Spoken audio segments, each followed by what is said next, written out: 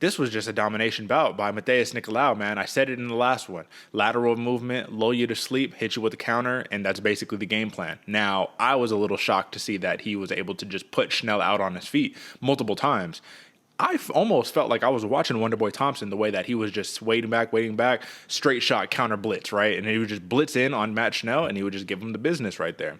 So my question to you right here, man, for a Matt Schnell coming off of such a massive comeback, took 3 of your cat lives victory against Suma Derji to immediately, first off, you have trouble making weight. Second off, you basically just get dropped multiple times by Matheus Nicolau. It almost was just a one-sided beatdown.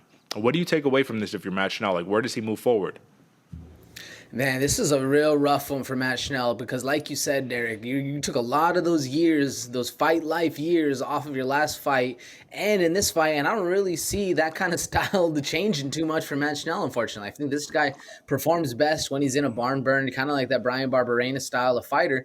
But where do I see him going next, man? I think, unfortunately, for Matt Schnell, and I kind of hope his trajectory will change a little bit, but I see him being one of those journeymen, one of those, again, a Brian Barberena kind of fighter, not necessarily a Robbie Lawler, but Robbie Lawler now, a kind of fighter who's going to be around for a while, just in the barn burners, just in the crazy style of matchups, almost like a Clay Guida-esque, something kind of like that, where hopefully he's around for a long time.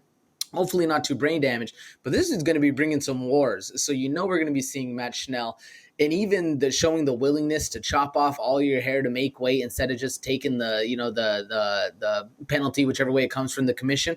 I mean, it shows to the UFC that you're willing to be a company man. You're willing to put the work in, even if you're close and you didn't, all there's X's and Y's. But at least to me, it shows that Matt Schnell is willing to be in the prime time highlight spots and show up, not just say he's going to be there, but actually willing to put down a crazy style of fight, win or loss. Absolutely. Well, first, put some respect on my man, Clay Guida's name, all right? He picked up a win this weekend, you feel me? He a journeyman, but he's still making it happen. But I agree.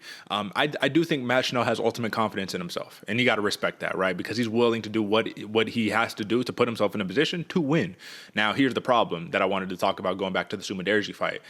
I was listening to a podcast, Lex Friedman podcast. Shout out to Lex, man. Always has fantastic podcasts there. But he interviewed one of the greatest jiu-jitsu athletes of all time, Roger Gracie. And one thing that they talked about a lot over there is your resistance, ultimately, right? So the more times in jiu-jitsu you go to sleep, your resistance will ultimately drop. It'll take a little bit less for you to go to sleep for a blood choke or whatever the case may be. Same thing applies to MMA. More times you get knocked out, you get chinny, right? It's a little easier to get dropped, but get the button pushed. Do you think there's a correlation with the damage he took in the Suma Derji fight to just immediately getting dropped multiple times in this fight? Like, are you making that immediate correlation? I am, especially with how detrimental the Suma Derji fight was. Yeah, he got the win, and yeah, he picked up a very big, like a crowd bump from that one. But man, getting stunned 4, 5, 6 times like that is just not good for you. We even said it in that fight, on the post fight for that one, man. He woke up in the locker room asking what happened, who won. That's never a good look. But I mean, as bad as that is for his mental health and and cognition and all that, man, he's going to be making a lot of money from it. So is it a foolhardy move to do that in the fight game? I don't know. What do you think, Derek? I think it's tough, man, because at the end of the day, you have no choice but to get back in there and fight, right?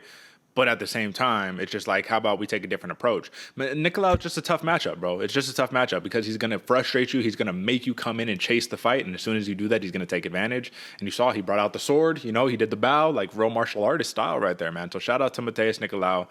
The last thing that I want to touch on for Nicolau, 6-fight win streak, right? First knockout win or first finish win since 2015, man, in his UFC debut. He's in a position right now where he just fought out his contract. He just finished that contract with a TKO. Do you think the UFC re-signs him? 100%, man. I think they see a star in the rise for Nicolau, and we're going to be seeing a lot of him around. Do you think so?